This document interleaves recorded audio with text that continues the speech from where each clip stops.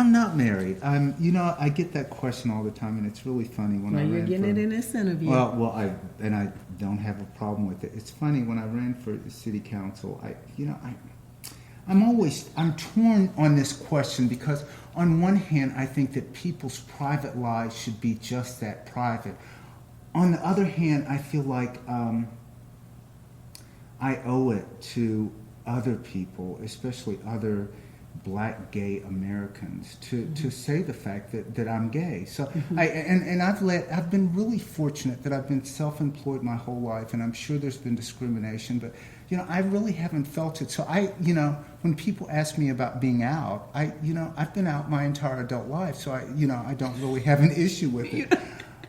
But so no, I'm not married. So you're not married, No.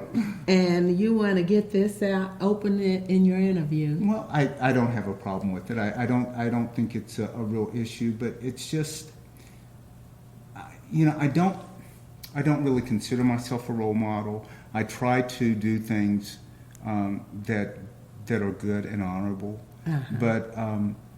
When we started, we're a 501c3. Our neighborhood association is a 501c3.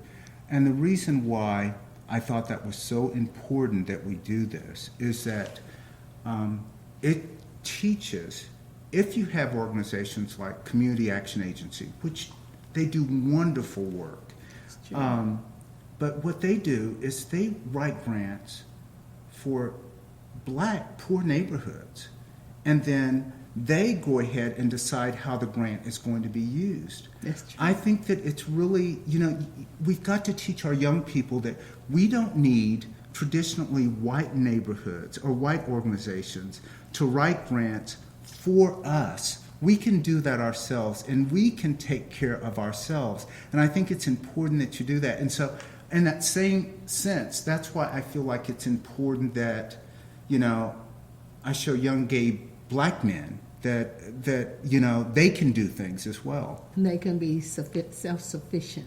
Absolutely.